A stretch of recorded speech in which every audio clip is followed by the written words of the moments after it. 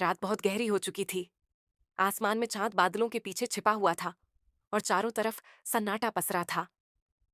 जंगल के रास्ते से दो दोस्त, सुमन और राजेश, अपने गांव की तरफ लौट रहे थे। दिन में वे शहर काम से गए थे, लेकिन वापसी में देर हो गई। अब सिर्फ एक टॉर्च और मोबाइल की रोशनी उनका सहारा थी। हवा में नमी थी और हर तरफ सूखे पत्तों की सरसराहट गूंज रही थी। सुमन, जल्दी चल, मुझे अजीब सा लग रहा है, राजेश ने कहा। अरे डरपोक मत बन, ये सब तेरे मन का वहम है, सुमन ने हंसते हुए जवाब दिया, लेकिन उसकी आवाज में भी घबराहट साफ थी। थोड़ा आगे बढ़े ही थे कि अचानक झाड़ियों के पीछे से किसी के पैरों की आहट सुनाई दी। दोनों ठिठक गए। टॉर्च की रोशनी इधर उधर घुमाई, पर कुछ नहीं दिखा। तभी एक ठंडी हवा का झोंका आया और कहीं से बहुत धीमी आवाज आई, रुको। दोनों एक दूसरे को देखने लगे। आवाज किसी औरत की थी, बहुत कमजोर, जैसे किसी दूर से पुकार रही हो। थोड़ी देर बाद सड़क के मोड़ पर एक सफेद साड़ी पहने औरत खड़ी दिखी।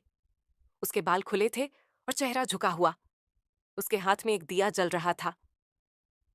तुमने मेरे भाई को देखा है? उसने धीमे स्वर में कहा।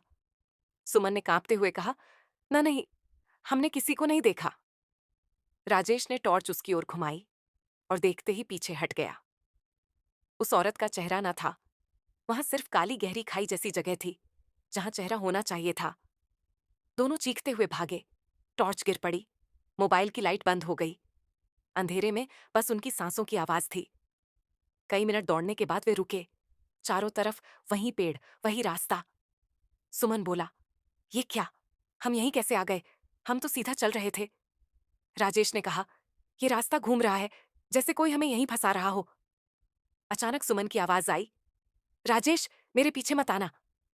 राजेश चौंका, क्यों? कोई जवाब नहीं। वो मुड़ा। सुमन गायब। बस उसकी टॉर्च जमीन पर पड़ी थी और पास में मिट्टी पर कुछ अजीब निशान बने थे। निशानों से लाल रंग का तरल बह रहा था, जैसे किसी ने खून से कुछ लिखा हो। वापस मत देखना। डर से कांपते हुए राजेश पीछे हटने लगा। तभी किसी ने उसके कंधे पर हाथ रखा। उसने मुड़कर देखा, वही औरत।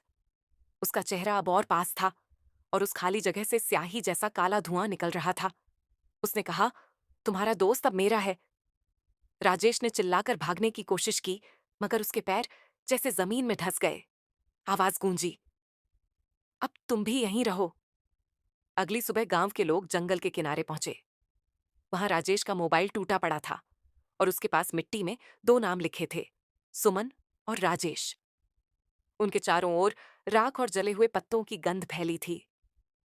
किसी को कभी नहीं पता चला कि उस रात क्या हुआ, पर आज भी जब कोई उस रास्ते से गुजरता है तो हवा में किसी की धीमी फुसफुसाहट सुनाई देती है।